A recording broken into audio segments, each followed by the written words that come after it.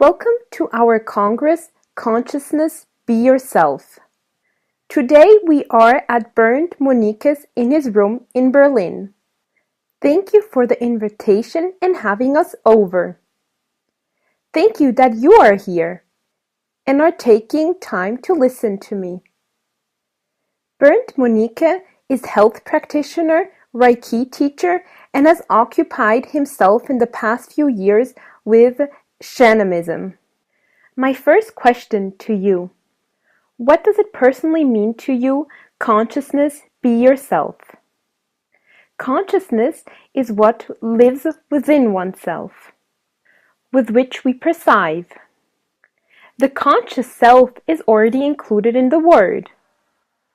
To be with consciousness. Depending where I put my focus, something develops. One of the principal rules is that where one focuses our attention or consciousness, energy is being created. Energy is manifesting itself. Something changes in accordance to our consciousness. Our consciousness has a big influence on our reality. To be oneself is for most people the path, if not the only path, to get closer to one's deepest self, which we actually are. Not only as word filler, but as a way to experience it, to live it, to be it. That is my path to get closer to my inner consciousness. And through this way, to solve the concept. That is a very important point. Is this also a way to be loyal to yourself? Yes. Here you are touching upon a very important point. To be honest to myself and also to be authentic. What I often observe in the spiritual scene, that a spiritual ego develops. And exactly here it is very important to be honest. And to discard everything with humor that one had thought to have accomplished. Thus, to try to dissolve any kind of concept that one might have of one or might think to have of one. And thus, this authenticity which gets deepened, by which we get closer to the core of oneself. This is possible by means of having the will to let go and to look, but not just look, also feel. And by perceiving, also to direct our focus to the inside. How did you come to this path? On which path? Was it to choose a profession? Or to deal with alternative healing methods? Or to get to know yourself better? That is a very good question. Well, this developed very slowly. What I'm professionally doing now is the first profession that I chose. Health practitioner. Also Reiki teacher. When I was health practitioner, I became Reiki teacher. I also have been teaching as a Reiki teacher for 15 years now. Back then, I had a lot of jobs and I worked politically. And at one point, I had the feeling that I need to study something starting from the foundation. I did a big trip through South America, and there I looked how I can get closer to myself, and also to know what I want. And there I came across an acupuncturist, and I found it so interesting. With the health practitioner and the acupuncturist, I got treated. And there it made click, and I knew it was it.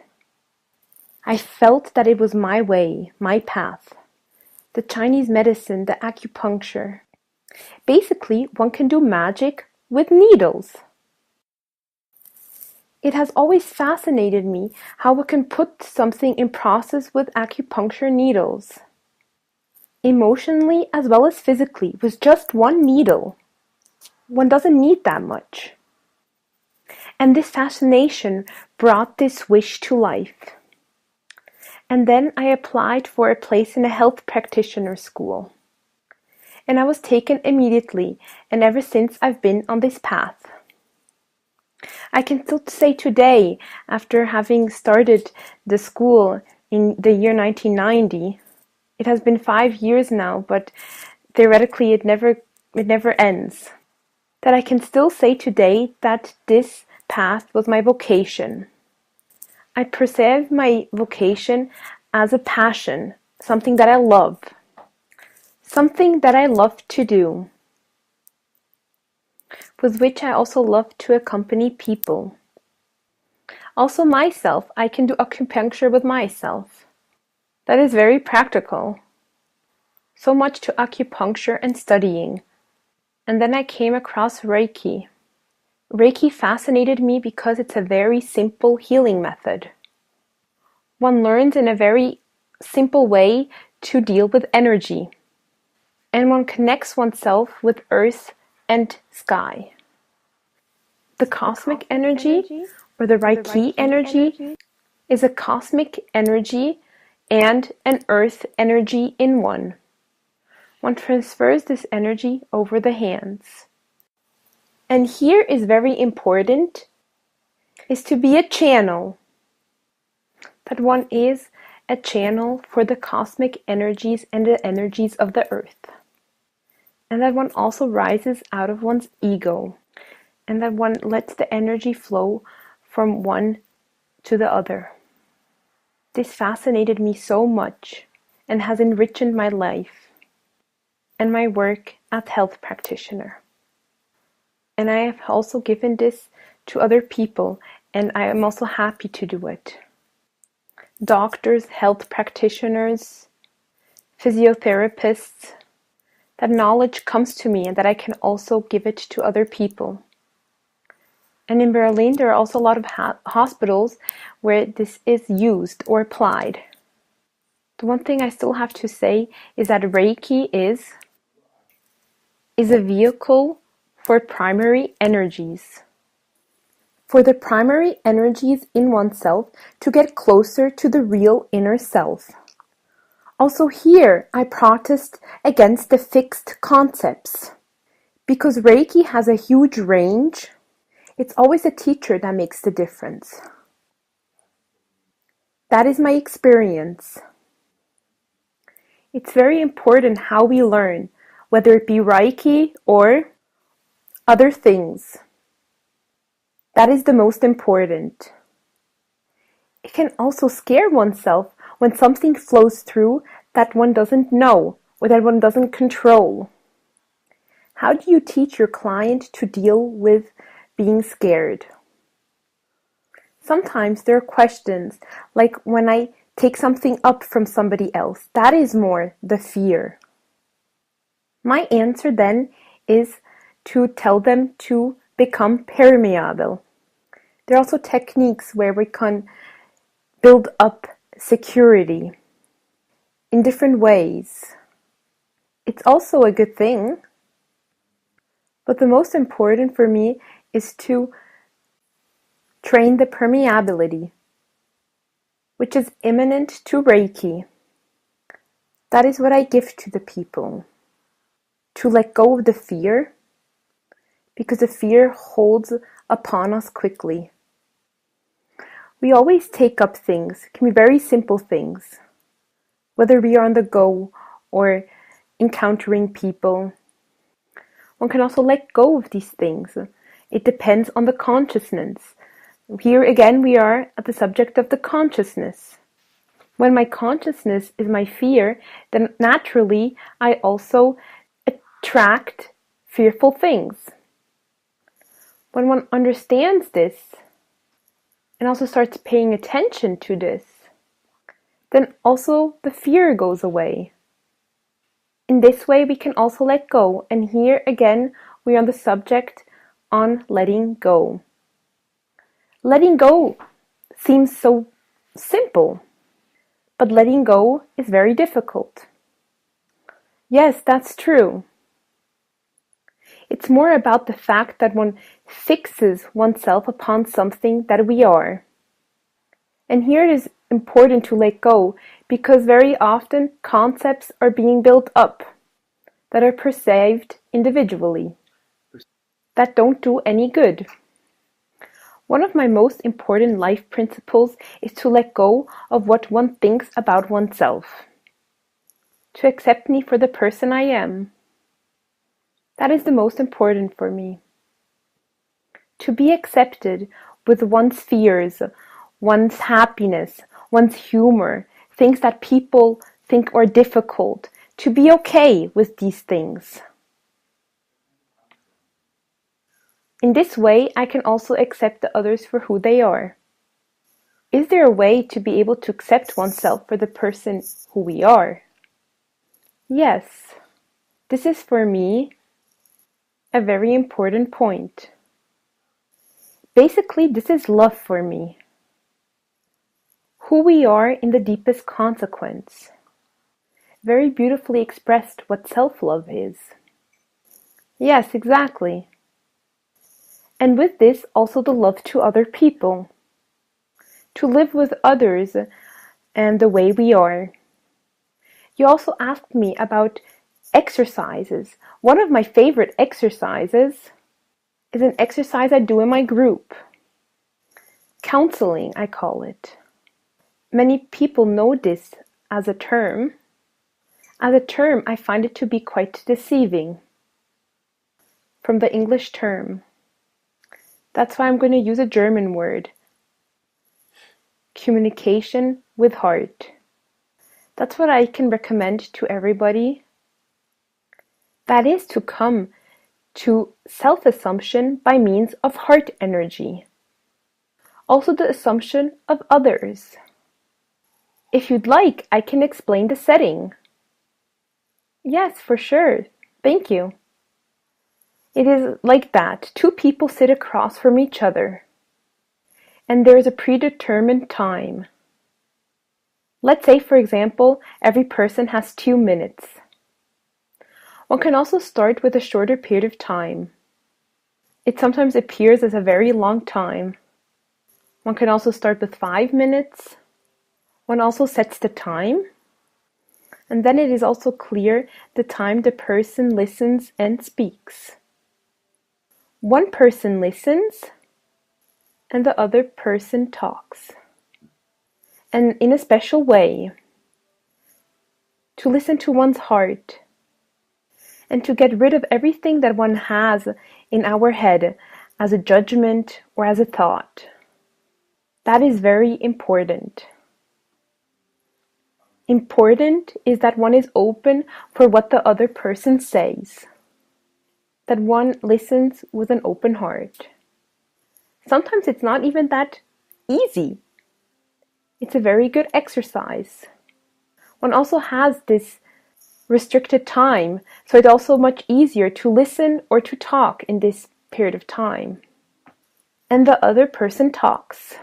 And that person talks about him or herself. The relationship is very important. And here one doesn't approach oneself with you have, you are, or with criticism that one often has.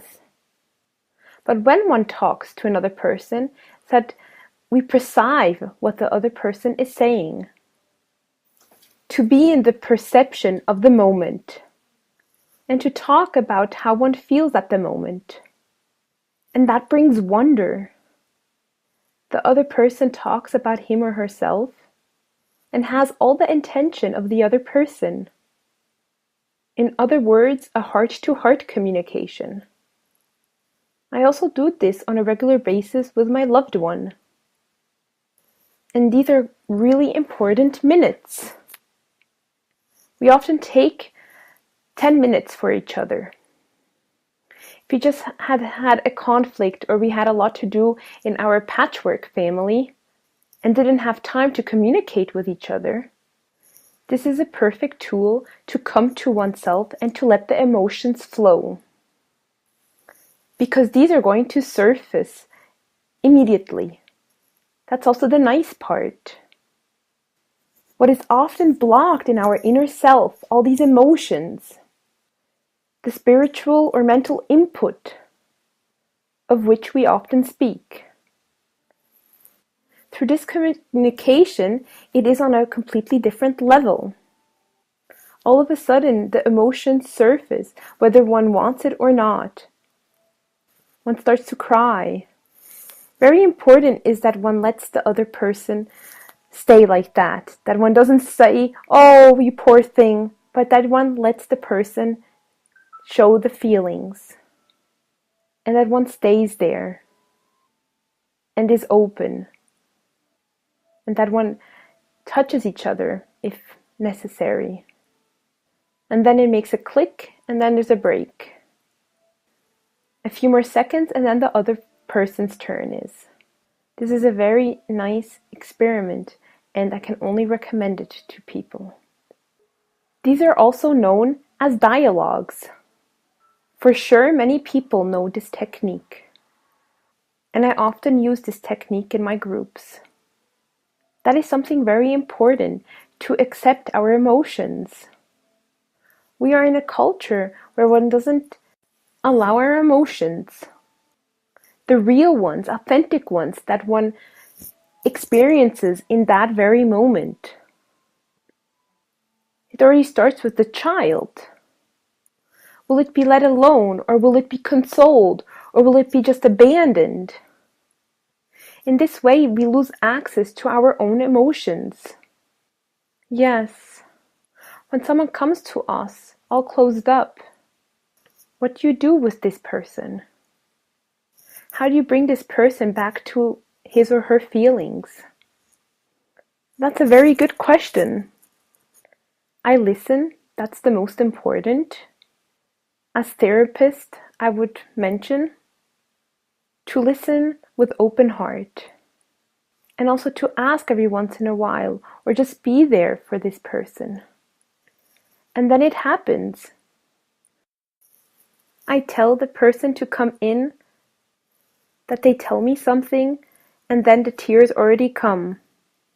This is so nice. To be able to experience how the emotions flow in the other person. And it touches me a lot. And this is a very important tool, listening.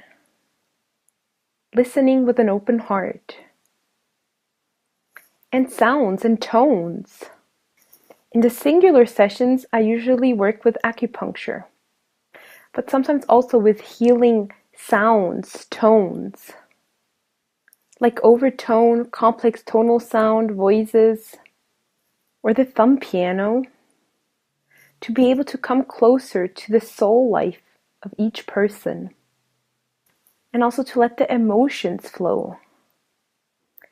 It's like a wake hypnosis. There are lots of research results about this wake hypnosis, how one can get closer to one's real emotions, to be able to let go of things. I have developed a form myself, because when one deals with difficult situations, it is sometimes helpful to include the parents into the discussion to see if the person can be helped. It's a similar concept like with systematic therapy, with family constellations. And here, tones are very helpful. To be able to let go of things, but also to fill up again. To nourish the inner child. To nourish with what it didn't have. Tones also give room to more place, so that new rooms come along. Yes, one can say it in this way. I also meditate on a regular basis with tones. That creates a connection for me in my own consciousness field to nature. I have great luck to live on the countryside and to be able to live here in Berlin. Over tones, sounds, one has a much deeper contact to the nature spirits, and through this also to myself. I feel a strong connection to nature. This is very important for me and also gives back a lot to me. It fills me up and nourishes me to be in the nature. Do you also give courses in nature? Yes, exactly. They are called the force of nature. Courses, like 3 times a year on a day in the nature. For example, on the island of Pfau, a power place between Berlin and Potsdam. For me, the beings of nature are best felt there. Everybody has a different perception, whether it be inner images or an intuition that that thing is here, or know that there is something there. I always tell that to the people. They always think one has to see something, but that's not the case. I myself am not a psychic. Everybody has these cards. And I try to encourage the people to use their talent, to be able to feel the other world around them. And the earth spirits are very important for me because all too often they are neglected. Earlier, but also today still, there are certain regions, rural areas, where earth creatures or spirits are put in strong connection to the cosmos. And there's also cooperation here. This is very important for me. And also to show people that these creatures exist. It's a giving and taking, like everywhere. The creatures were calling me at one point. That I should come to them with other people. And that's what I do now, and it's a dream. How did you come in contact with shamanism? That is a part of this shamanism, that one gets into connection with nature and these creatures. Yeah, this is very different in the tradition. How open one considers it. This happened through my ex-wife, who knew an Indian, my first shamanism teacher. He is now back in America. He was here for a long period of time. He was the first one who brought the Indian summer dance to Germany. He was my first teacher. I learned a lot to contact the outside world. What I really appreciate are the rituals of the Indians. I see it as a present of our culture. It's not about copying it. We're not Indians here. We have another culture. I bring it here as a gift. Make something out of it. Relate it to your own context. In respect to what you need for yourself and for your culture. And through this, a lot of new paths were created. The sweat lodges that are applied on the ocean are very beautiful rituals to get into contact with Mother Earth. The fire element, the air element. I love the elements, and I also work a lot with the elements. The connection to nature got more profound.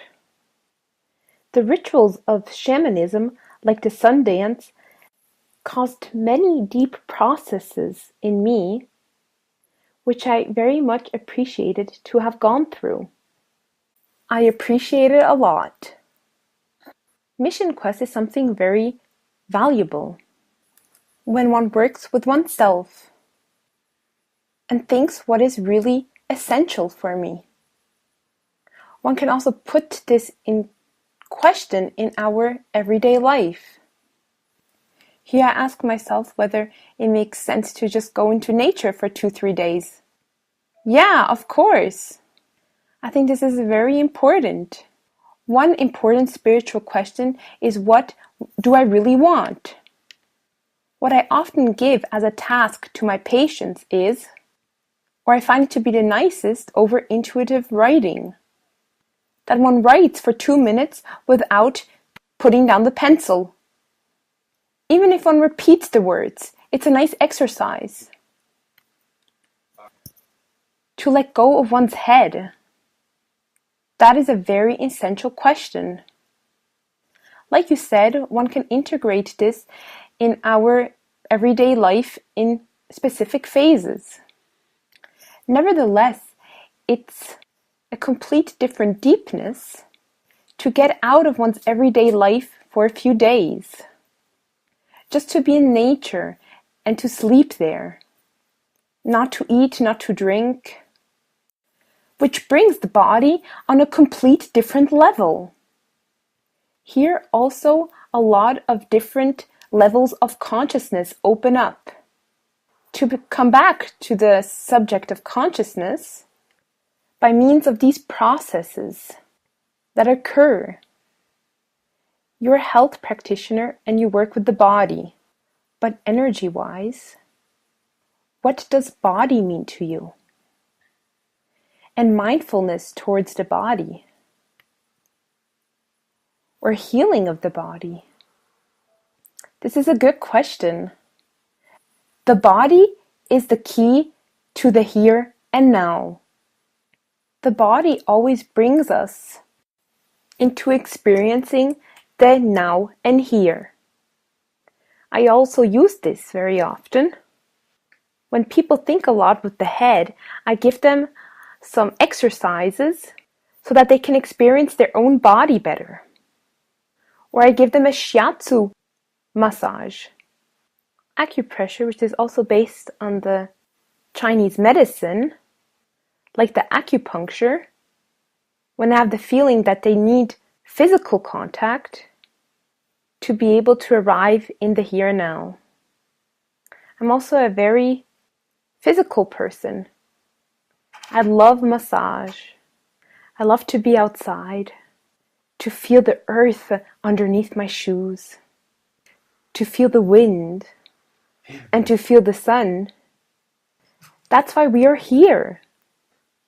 To make these sensual experiences with the body that was given to us. Exactly, this is body for me. This is also my task as health practitioner, that when body and the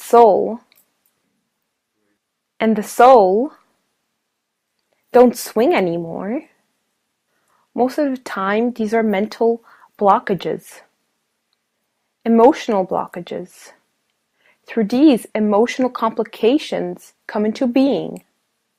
I see my task as helping other people in healing themselves, in the sense that they are in harmony again. I think this is the nicest way to express it, to be in harmony with oneself, with all levels of consciousness, that they find their middle again. All emotions are important. Fear is important that we don't do certain things. Frustration is important to establish a border between each other. The problem starts when it's too strong, when frustration is too strong or the fear is too strong. This results into physical complications, whether one is conscious about it or not. It often occurs that one swallows frustration, usually unconsciously out of conditioning. And these are one of the main causes for disease in Chinese medicine. Often accumulated frustration that one doesn't even perceive. And my task is it to help people be able to perceive themselves better and to hold a mirror up to them. To show with the body what one feels. Yes, exactly. To show what actually is here. The body is the key to the emotional things. To be able to sink into one's consciousness. Like this, one gets grip of emotions that often were unconscious, that we never had perceived. Basically, one has to take time for these things. That's the problem today. Everybody runs from A to B. Even with great exercises, yoga, great meditations, one goes from one thing to the other and doesn't even perceive exactly. One of the most important things I recommend to people is not doing anything. Just to lay down in a field or to sit on a bench and not do anything. To be able to observe oneself with the attention focused on one's body and to enjoy the moment. How important is indulgence or nutrition for you? What do you do? What do you do specially for yourself? Good question. I am convinced of the nutrition in Chinese medicine because it is very differentiated. I myself, since the age of 15, have tried out different nutrition styles. Broca diet, raw fruit and vegetables, or only sprouted things. I have noticed that these things haven't done me any good. This wasn't made for my body, but of course every body functions differently. As I studied Chinese medicine and also dealt with it intensively, I found out myself what is the right thing for me. It's a range of things. I looked at it very sophisticatedly and looked what kind of types there are. What does the person need? How does it look with me? One needs different things in winter. Different people need in summer this, other people that.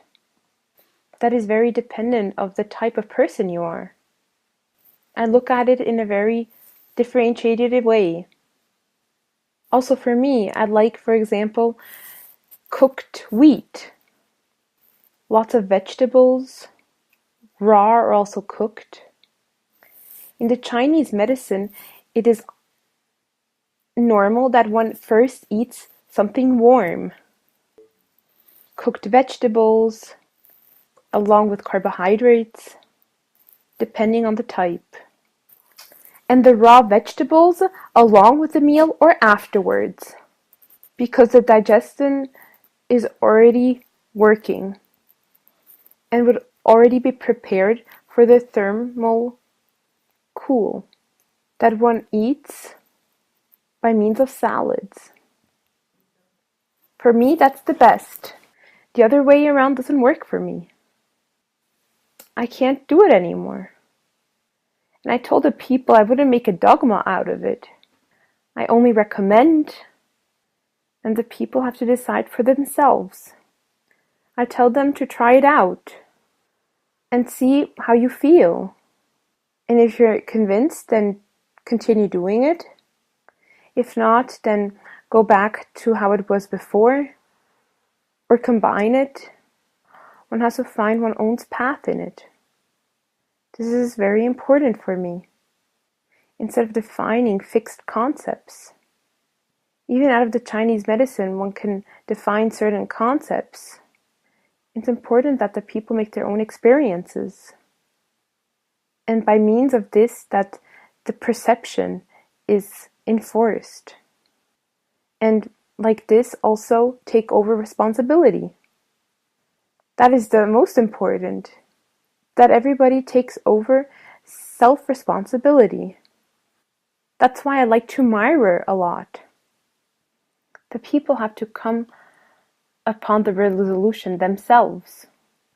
When oneself has an aha moment, in a healing session or also in everyday life, then this has a much stronger impact, effect, than when it was said to us.